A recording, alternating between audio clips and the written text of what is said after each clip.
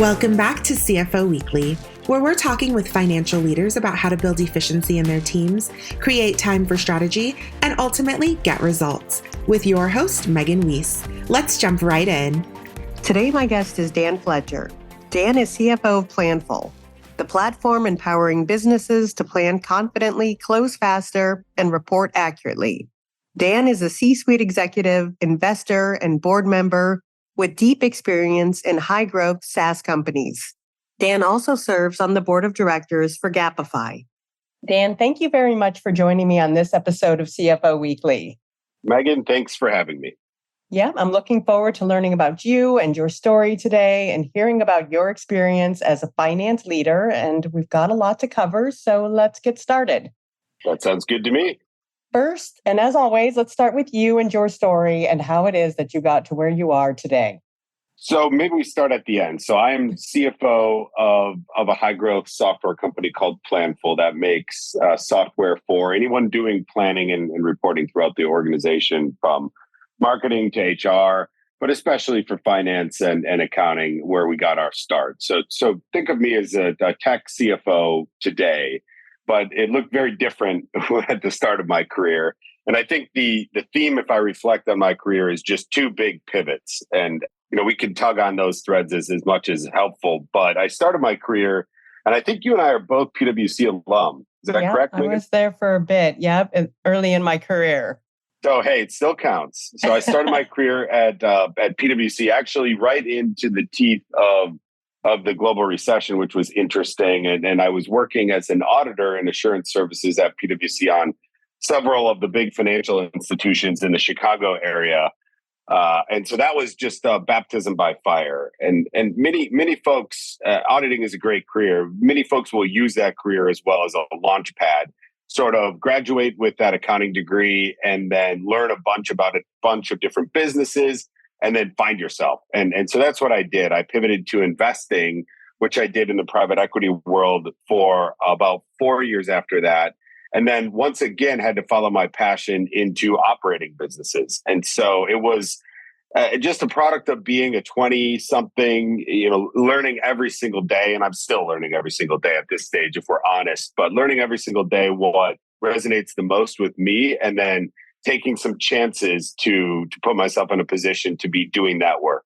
How did you make that pivot from auditing to investment? Did that require like an MBA, or how did you do that? So that's probably the more interesting pivot.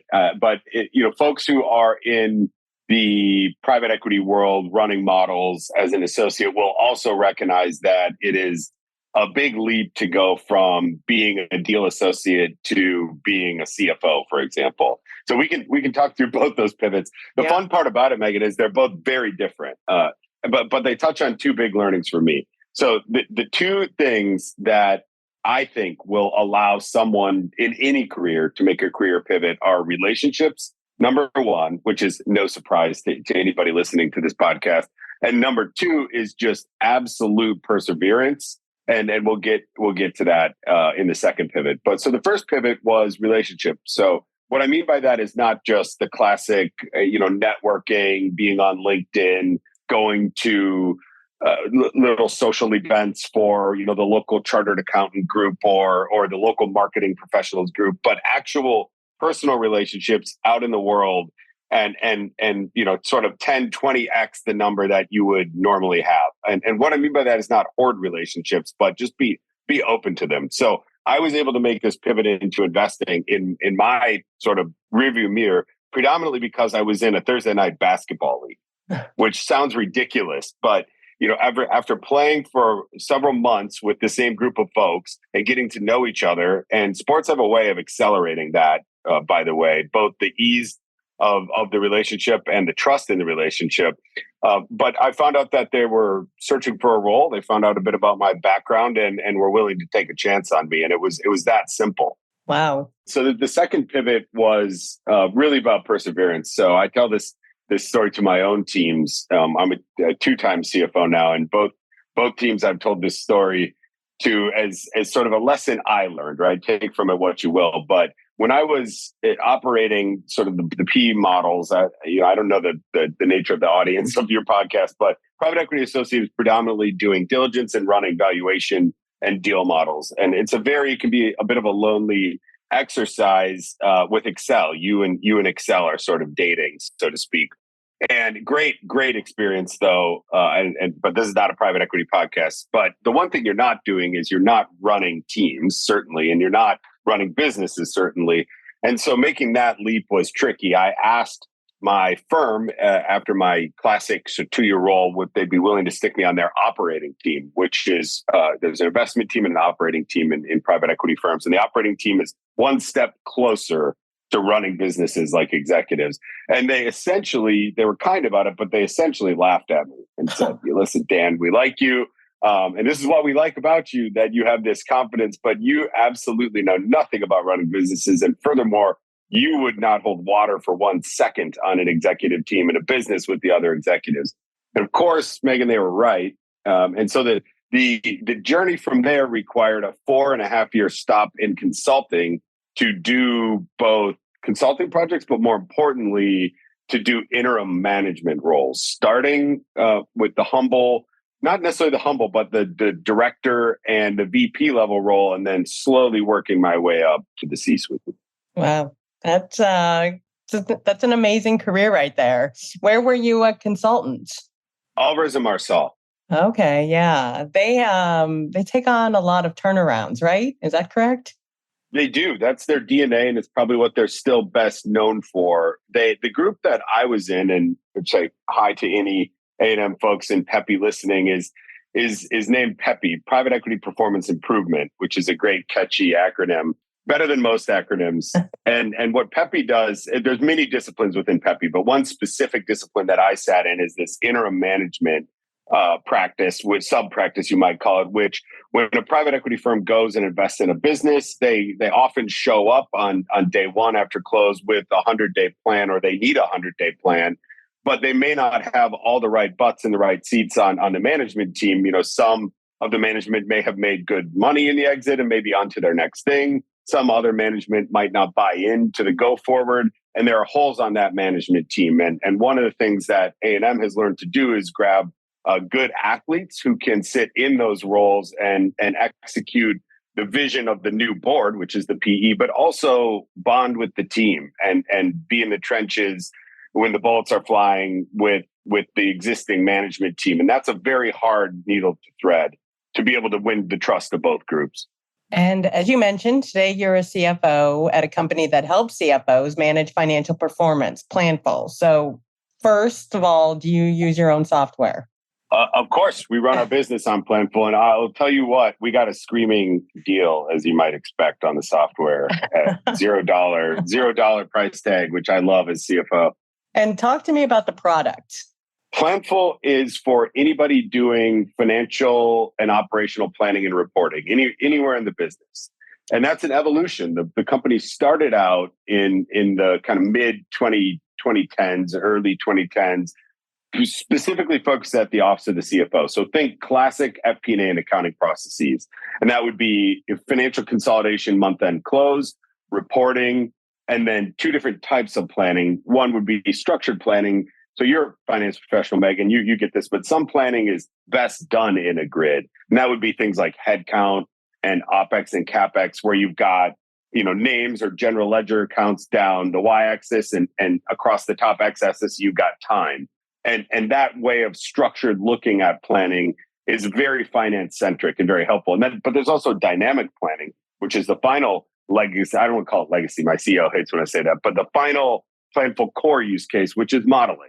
So building a sales capacity model, or a SKU level demand forecast, or a commissions calculation module. And so Planful historically offered that record to report, which was consolidation of reporting, and your planning and budgeting use cases with the two different types of planning.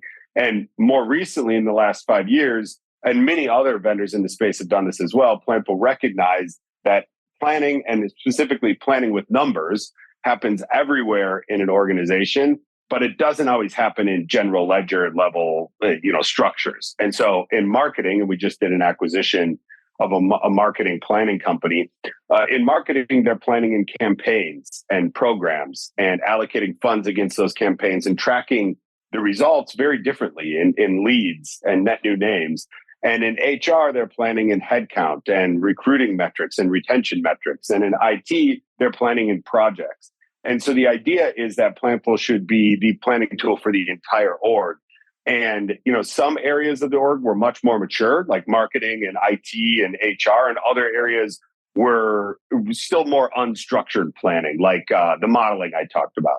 And we all know that technology is becoming increasingly important to being a high-performing CFO. And notoriously, finance and accounting has been slow to embrace new technology. So talk to me about whether or not you're seeing CFOs that are still resistant to adopting technology and how you're getting them to accept your product. This is a fun one, but I'm going to turn it around on you. You are an award-winning podcast host that, who speaks to many CFOs and financial leaders.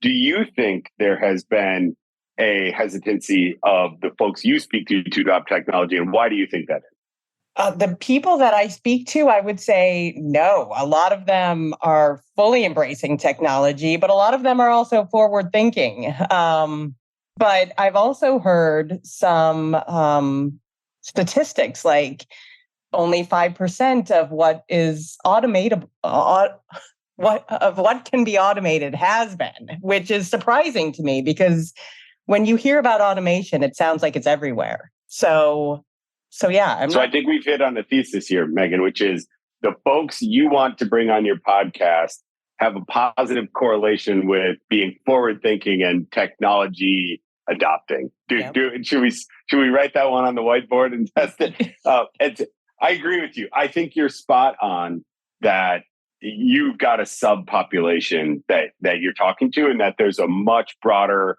silent majority, if you will, who are still finance leaders in accounting and FP&A who are somewhat hesitant. And there are many, in my experience, this is just in my experience, but many reasons for that. Probably number one of which is resources. And that can be monetary, but much more likely time resources. So this is what most finance folks think when you tell them, hey, adopt a piece of technology. They think, well, what I'm doing today, let's say it's calculating sales commissions. What I'm doing today is very painful. Doing it in Excel, I'm downloading CRM data and running an analysis every month. And yeah, it's stinky work, and I didn't go to school for this work, and it's painful, but it gets the job done. Yeah. And my buddy over at XYZ company implemented a commissions calculation engine 3 months ago, and they're still in the implementation. And he's still doing the manual calcs alongside that. So his job now is even worse than it was. And everyone's heard these horror stories. And that's because a lot of technology is very hard to implement. And Megan, you may have your own stories of going through painful implementations, whether it's ERP, which can be the worst, to even point solutions. And so I think there's very real need for the tech industry as a whole, and specifically the tech industry serving hesitant buyers like CFOs and their teams, to recognize that they've got a bit of a bad reputation for being tough to implement and slow time to value, and to step up their game and address that fear, which is very real. Instead of putting it on the buyer and saying, you're hesitant to adopt tech, they should look in the mirror and say, well, why are we so hard to adopt? Yep, that's very true. And so what has Planful done in that regard? Well, Planful has tackled that as one of their 3 biggest initiatives when the company changed investment backing. So the company got new investment at the end of 2018. And one of the 3 big initiatives was to reduce implementation timelines. And at the time, it was averaging between 35 and 40 weeks. And so almost 3/4 a year. And the CEO, this gentleman named Grant Halloran, who's my CEO today, he's a very visionary leader.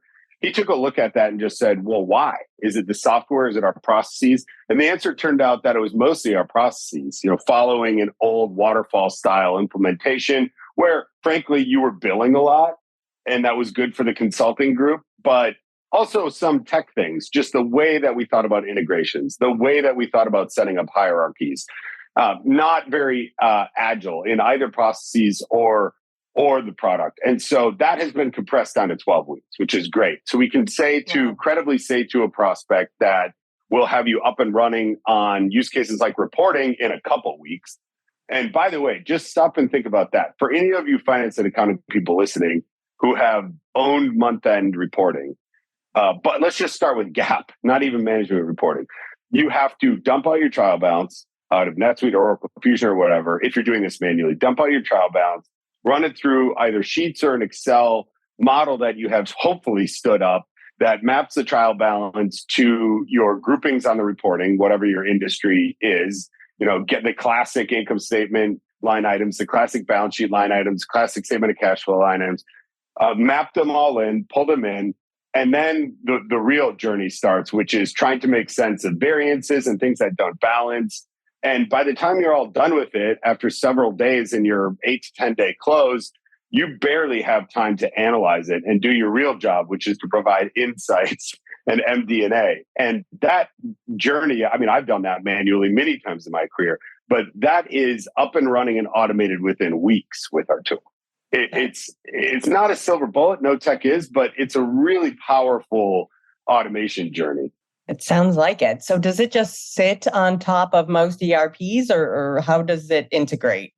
Absolutely. So ERP is the system of record for most businesses. And at times, Planful becomes that system of record if you're doing consolidation. But Planful will always sit on top of the general ledger and then integrate with many other tools out there. Almost think like a BI in the sense that Planful pulls in data from your CRM, from your commissions calculation engine, from your marketing automation software, and it's pulling in that data primarily for planning and analysis use cases rather than for reporting, but also reporting as well.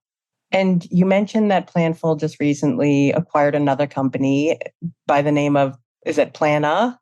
Yes. So Peter Mahoney, founder of Plana, explained this to me, and I just about spit up my drink because it was so, I found it very funny, but I'm a finance guy. So the company is founded in Boston, and with everything in Boston, you say, he's a great player, for a Red Sox player. Exactly. So it became Planner, became Plana. And he tells a really funny story where he came up with the name, and it was a bit of a eureka moment, and he shared it with his wife. And he actually has a very funny text exchange that he shared of this. And she basically just tells him that's a terrible name. And yet he kind of already had decided on it. And look, it didn't stop him from executing a great merger a couple years later. So good for Peter. But yeah, so that's the name of the company, Plana. And can you tell us a little bit about the merger and why you wanted to bring them on board?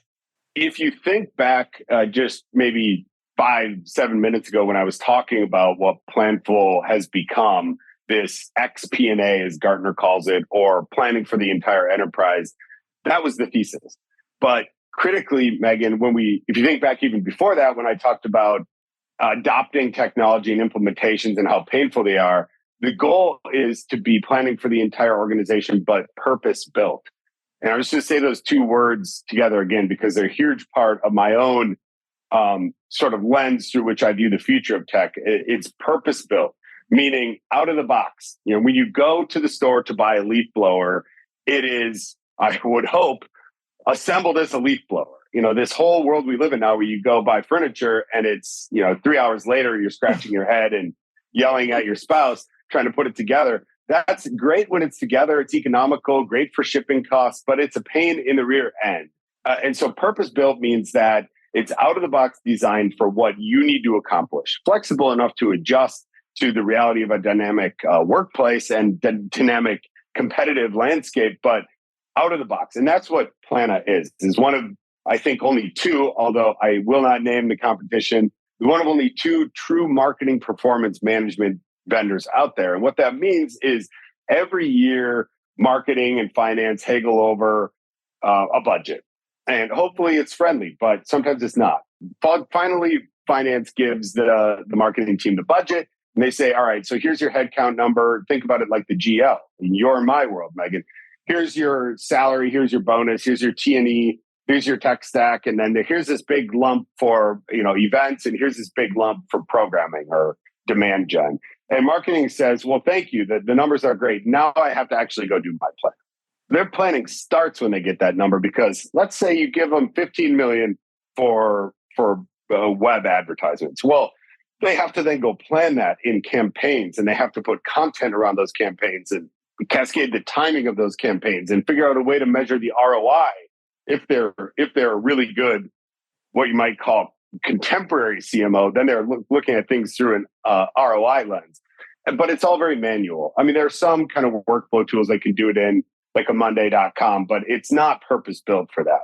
So many of them were in spreadsheets, and what they would do is they'd say, all right, that 15 million, we're going to do that across 20 campaigns.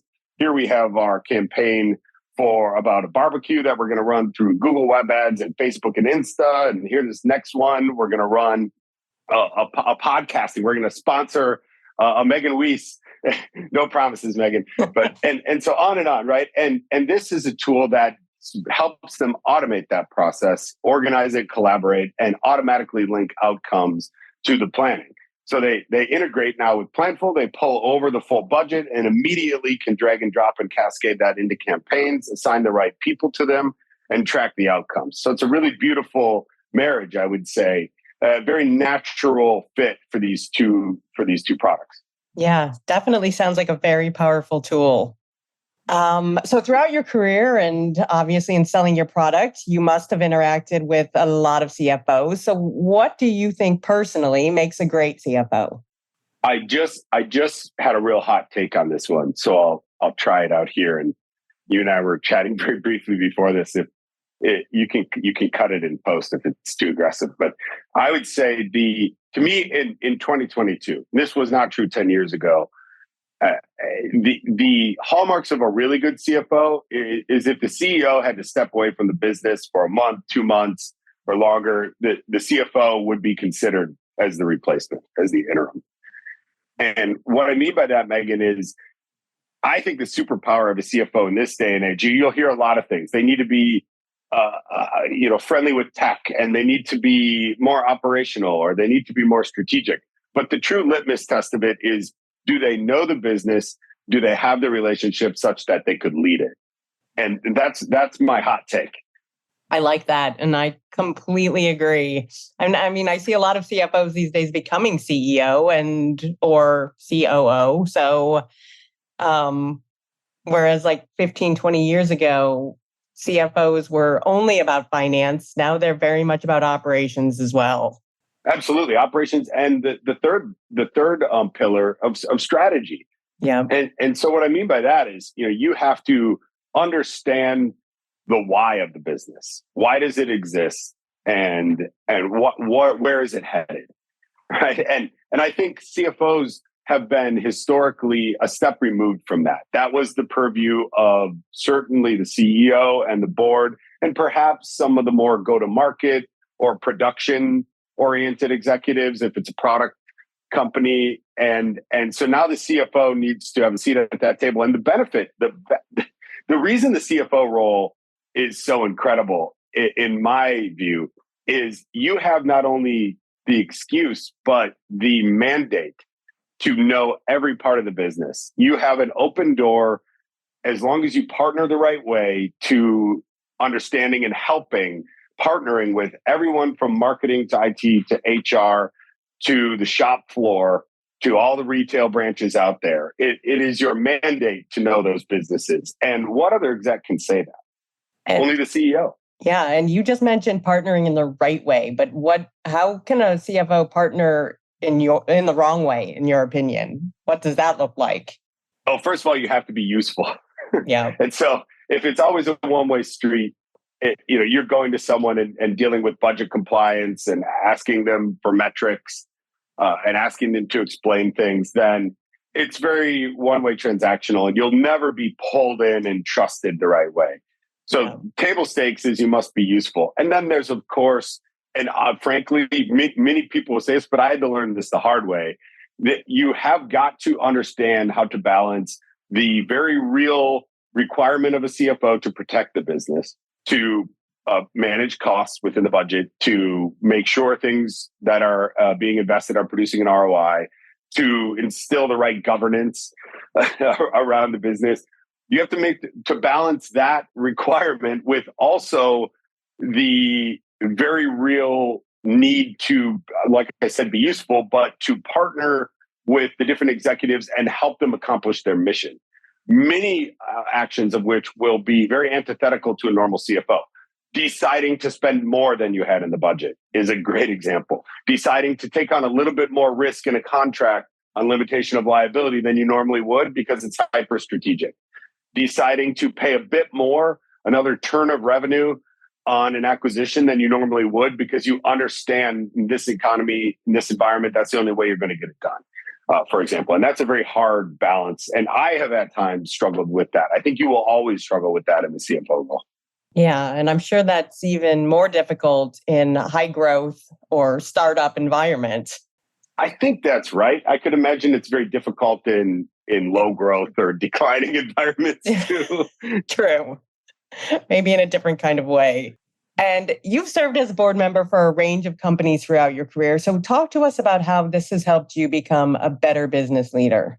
It's a wonderful provider of perspective to sit on the board. Now, we should clarify, Megan, there are two types of directors. There are, classic representatives of the investment group, shareholder representatives. So whether you're representing a VC firm or a private equity firm, in the big publics, it gets a little different. But in the vast swath of companies, you have two types. You have an independent director and you have an investor director.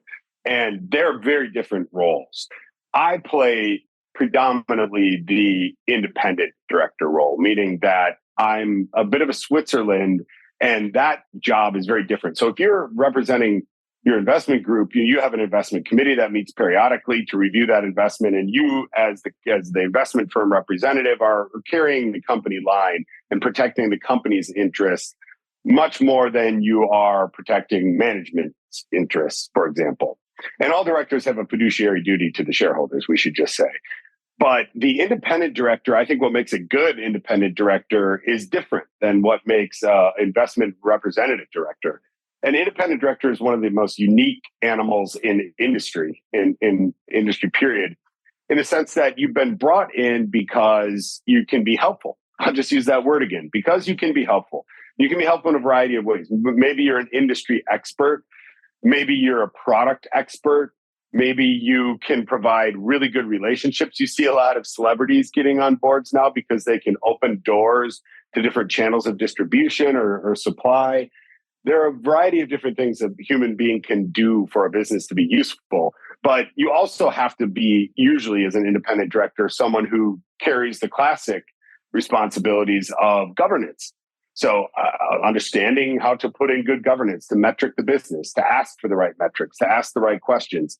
And then the last piece of it, I'm bouncing around a lot, Megan, because this is probably a whole different topic for a different podcast, board governance and roles. But you asked the question, I'm trying to answer it, meandering a bit. The last thing I would say is a really good independent director is helpful to the CEO as an advisor, as a coach, as a friend. And CEO is a lonely role. They don't really have a peer in the business. They're everybody's boss, just factually. Everybody in the business reports to the CEO one way or another in a classic hierarchical organization. And so having that independent director who's seen as a bit more of a peer to the CEO is really valuable. I mean, I am going later today to have drinks with the CEO of a company I'm on the board of. And we are friends and we test each other. We push each other. We ask each other tough questions. And I think we've innovated a lot in our classic little hiccups. Maybe it's the beer, but I would say that we generally walk away with great ideas from those discussions. So being helpful to the CEO. That's a great answer. And yeah, a couple drinks always help. And if I look back on your career, a common theme is that you've worked in a lot of high growth companies. So what do you see as these companies having in common? Why are they high growth when other companies aren't or fail? You're going to be annoyed because I'm answering so many of these questions with sort of it depends. And so it depends what stage the business. So that the early stage businesses that are doing the classic T2, D3 for the listeners who aren't steeped in venture speak. That's triple your revenue twice and then double it 3 times as a quick path in 5 to 6 years from 1 to 2 million to 100 million, and therefore theoretically $2 billion valuation. You can look it up, Agarwal, T2D3. So in those businesses that are high growth, that are thriving, they are literally, Megan, trying to triple or double their revenues every year. And so it's a very different entrepreneurial pressure cooker environment that often you laugh and roll your eyes because there's just such a lack of instrumentation. You really are in kind of the Wild West. Many of those companies I've been involved with are actually first mover in a market. They're defining a market. They have product market fit, but they're going and talking to buyers and saying, and the buyers are saying, well, who else does this? And they're saying, it's just us. We're the first one, right? You have to trust us that we can do this. Whereas later stage companies like Planful that are high growth, it's a different beast. You have this battle you're fighting to stay high growth. And the natural decay of that energy, of that, it's kind of like an entropy. It's like the bigger you get, the more drags you down. And I think there have been great pieces written at companies who've shed that, like Salesforce and Workday are great examples of companies that have stayed high growth. And so it's this constant battle to actually say what you're not going to do and to be laser focused. Whereas in a startup, you know what the mission is. And everybody's rowing toward that mission. You have this whole layer of bureaucracy that you're trying to make sure doesn't drag you down in a later stage business. And I mentioned my CEO, Grant Howard, and he's absolutely great at making sure we examine that and repurpose folks who might be feeling like bureaucracy toward growth-oriented activities. And let's talk about your credentials for a second. So you're a CPA. First of all, do you think that a CPA is necessary these days to become a CFO? And if so, or if not, what is the best path to becoming a CFO? I do not think it's necessary, and the data would support that. I think there are many paths to CFO. You could be in classic corporate accounting, in which case you probably have a CPA, corporate finance, so the sort of FP&A track, which is probably the most popular. Now, I think the data bears that out. You could be in consulting, sort of think the work I was doing at A&M or one of the big 3 strategy firms. You could be in investment banking or private equity. And I think that speaks to the sort of multi-tool nature of the role, that there are so many drastically different paths to get there. But whereas 20 years ago, CPA was a requisite, you had kind of the Arthur Andersen, the big 4, big 5 audit partner track to CFO. I think that, I'm not breaking any news here to say that has fallen out of favor with investors and boards. But I think, and I actually may write a little piece on this because it's been really on my mind lately with the FTX news and just thinking about some of these things that have happened over the years with, Health South and Enron and FTX. And, I think that we're starting to see some symptoms of the pivot from CFOs who have pride in integrity and governance, and there's a reason for the pivot away from that because it's growth at all costs, especially when money's free for almost 15 years. But there's a cost to it as well, Megan. And I think we're seeing that cost now with businesses that got out over their skis on investing and are having to cut now. And that kind of lacked that voice in the room, that CFO to say, I'm a champion of controls. I'm a champion of return on investment.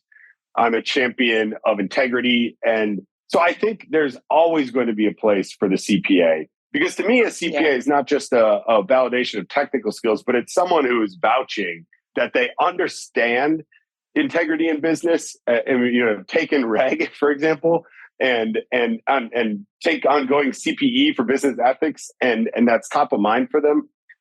In addition to the other skill sets you need today. So that was a long.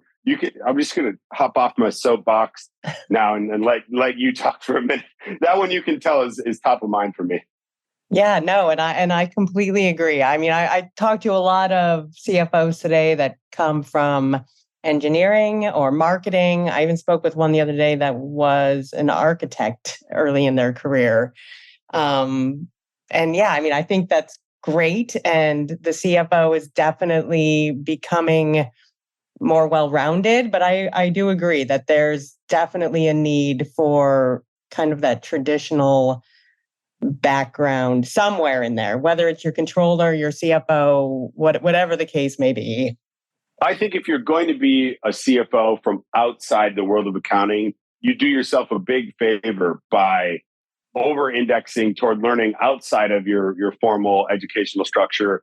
I mean, the whole of human knowledge is at our fingertips in 2022. I mean, if you just think about something like ChatGPT, this will date me in the podcast like 5 years ago now, but the idea that you can query a chatbot to answer most common sense questions out there or fact-based questions is wild. But you could do that 3 weeks ago with Google search.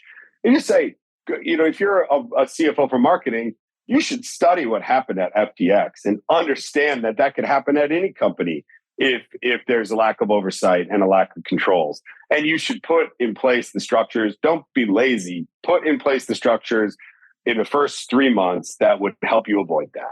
System of controls and documented policies and procedures, the right technology. I mean, that I think is at risk of being lost. And it honestly, Megan, it's great if your controller has that, but the tone comes from the top. Yeah. Let's be honest. The CFO has to care and has to be conversant in that stuff. And if I'm a board and I have an audit committee, I would be absolutely asking the CFO and testing he or she to make sure that they're across those areas of the business. And you just gave us some, but what other advice do you have for CFOs or aspiring CFOs who are listening today? Oh boy, don't get the small children out of the way before you take the CFO role.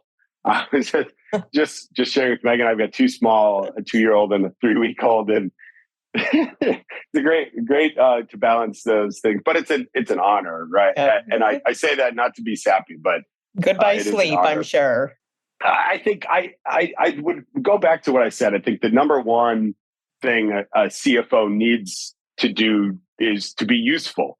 And in order to be useful, you have to understand your business. You have to be an expert on the industry and the business. And there's nothing stopping you from doing that research now. Like I said, on this World Wide Web thing, you can go out and you can download industry reports and you can learn the history. Who were the first movers in your space, in your industry, and how did it evolve over time? Who has acquired who? And how have the products evolved? And just become as good at talking about and holding water in your industry as your CEO. And you'll find that doors open and you'll find that you can be helpful and useful to people that you otherwise wouldn't have been if you were only focused on the finances. And last question, but as we sit here staring down 2023, what are the challenges lying ahead that are keeping you up at night? Other than your 2-year-old and your newborn? The biggest challenge I have is I don't have a crystal ball, and that is killing me. That is a challenge. What I mean by that is we just don't know. Everybody is riding this roller coaster of uncertainty right now, where signals are positive and you're going up, and then signals are negative and you're going down, and it sometimes changes within the day, but certainly changes multiple times within the week. And crazy. That's indicated in the public markets and in the sentiment and in the layoffs. But some people are hiring and some people are leaning in. And so the biggest challenge is that uncertainty. And I've actually written an article or two about this, but that uncertainty, it provides opportunity. And so the biggest challenge is understanding, accepting the uncertainty, planning for different outcomes, and being in a position to capitalize in a turbulent situation. There was a lot of consultant speak there, so I'll try to distill it down. Things, we don't know what's going to happen, but being ready for multiple different outcomes could be very valuable, would be very valuable, should be very valuable to most businesses. Great answer. Dan, thank you so much for being my guest today. Thank you, Megan. And I'm a fan of the podcast. Keep doing what you're doing. We all appreciate it. Well, thank you. And I appreciate you taking the time to be here with us today. And I wish you and Planful all the best. And to all of our listeners, please tune in next week. And until then, take care. If you're ready to boost efficiency and streamline your accounting processes at significant cost savings, it's time to talk with Personiv. Their people-powered solutions have transformed the delivery of back-office tasks and general accounting functions for decades, partnering with clients to provide everything from accounts payable to payroll services. See what Personiv can do for you by visiting personiv.com.